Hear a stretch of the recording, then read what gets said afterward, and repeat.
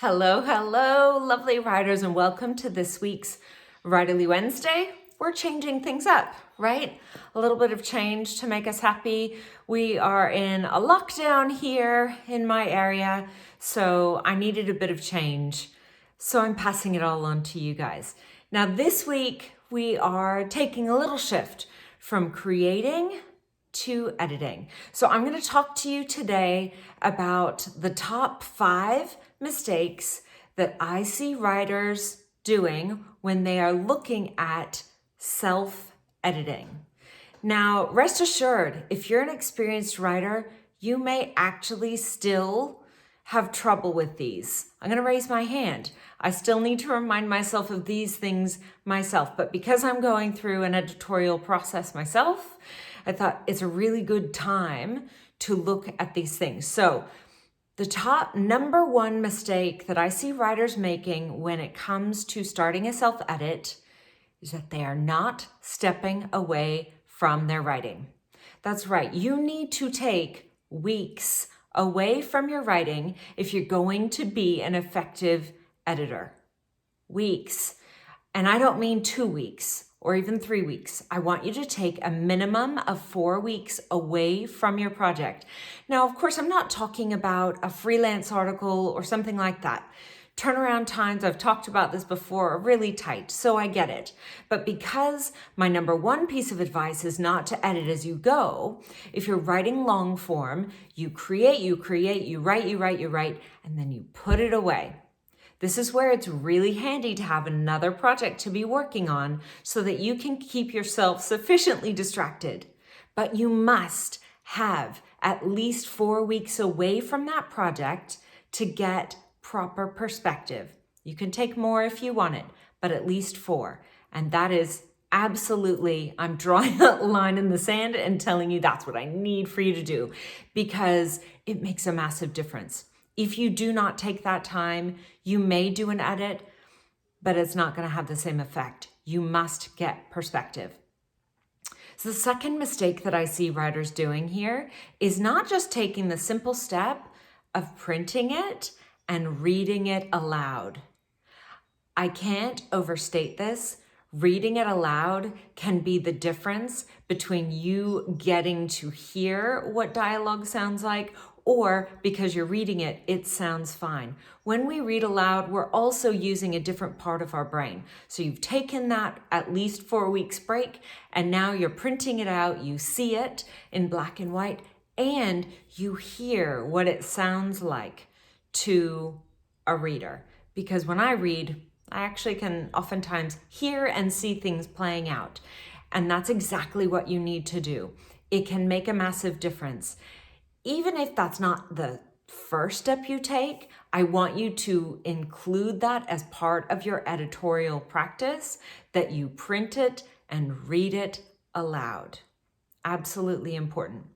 Now, the third mistake I see a lot of writers making is I don't know if they think they're cheating it or something, but not using a free program like Grammarly or Hemingway. I mean, granted, Word can help us out a lot, especially if we've got the right language selected. It can help us out a lot when it comes to spelling errors, some grammatical errors, but you're not cheating if you use a program like Grammarly or Hemingway. Why? Because our brains are amazing. If you've seen these memes on Facebook and Instagram and places like that have numbers instead of letters and things upside down or transposed, and your brain can still read it, magic. But you don't want that in your manuscript. Certainly not if you're going to be submitting it to an agent or a publisher, right? You want to give it your best shot at a polished edit. And so using another program before you go outside to any outside editorial help, which obviously I also recommend, just use a program. You can use help. We can all use help. So use something like Grammarly, Hemingway. There are lots of free programs. Just Google it and you'll find something. The fourth mistake that I see writers coming up against when they're trying to do a self-edit is not being really, I don't want to say skeptical, but really, really clear for themselves that every single scene must have a purpose. Every scene has a purpose. They aren't for filler. They're not just a placeholder to give backstory. They must be moving your story along. And that's whether you are writing fiction or nonfiction. I really want you to think about whether you're reading it or reading it aloud, rather, or in your head. I want you to see, is this scene moving the story forward in a substantive way? We do want some backstory. We do want a story that isn't just told in a chronological manner. That's really boring, by the way. But we also need to have it do something. And if it is not directly serving the purpose of moving the story forward, I want you to give it a little asterisk and consider whether it can take a total revamp or perhaps cutting it all together. This is not the time to say, but I'm supposed to have 80,000 words and this current draft is only 80,000 words, so I can't possibly get rid of any. You want to. I'd rather have you submit a slightly shorter manuscript than one that's got a scene or a chapter that doesn't need to be there. If it is not moving the story forward, either in context, revelation, or in creating added tension that's needed, you need to consider cutting it. And the fifth most blatant thing, and I'm not gonna rely on that cliche, but you'll hear it in just a minute, is not enough showing and mostly telling. The balance can happen the other way, by the way, and this happened just recently. I get to surround myself by some amazing writers, and because they've heard that age-old show versus tell, they spend a lot of time really trying to show. We do need a little bit of balance. We do need a little bit of telling in there. We need to get some context. So yes, we want, depending on the book, we want some pace in there. We want some fast pace, but we also need to know why. We also need to be grounded and rooted into wherever we're going. Here's the one thing that I think can help you find that balance, especially on an edit, when you're looking through at each scene and seeing, am I doing this the right way? The difference for me really between showing versus telling is the level of vulnerability. That's right. If we are too distant from how the story is playing out or the character, whether they are the main character or the antagonist, it doesn't matter. We still need to get a level of vulnerability that connects us as a reader with your story and with your characters. That only comes through showing. You cannot tell me and for me to have that connection with the character. The only way to get there is to get real close. And getting real close can feel very vulnerable for you.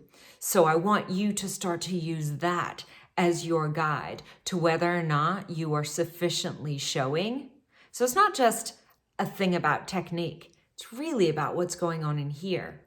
And if I reordered this list, which I can't because you still need to take that break before you edit, but if I did in order of priority, this is it.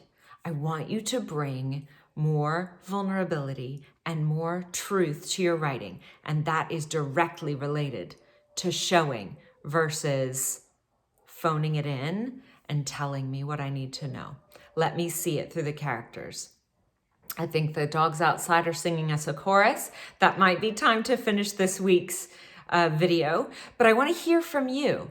Have you been making any of these mistakes? Like I said, I can totally raise my hand on this. Sometimes we're anxious to get things going and we don't take the time that we need to take a break from our project before we edit. But share in the comments, have you tried any of these fixes for any of these 5 mistakes that we as writers make when trying to edit? Do you have any other ideas that I didn't include in here? Or, as always, do you have any questions for an upcoming Writerly Wednesday? I would love to hear them. You can put them below in the comments. You can send me an email, anjanette@storyaslife.com. As always, If you found this helpful, please hit the subscribe button. You can click that bell to make sure you get notified every time there is a new video. I'm going to be shifting some things as well in my business, and I can't wait to share them with you, those things. But in the meantime, if you haven't already, I hope you prioritize your writing today. Give yourself a few moments now, just at the end of this video, to give yourself over to that writing, to that project, maybe even to setting up a schedule for your editing, especially if you just finished your project and you've got that on the back burner. Think of some things that you can do instead to distract yourself from that main project. Until next time, I'm wishing you a beautiful writerly week, and I'll see you next time. Bye.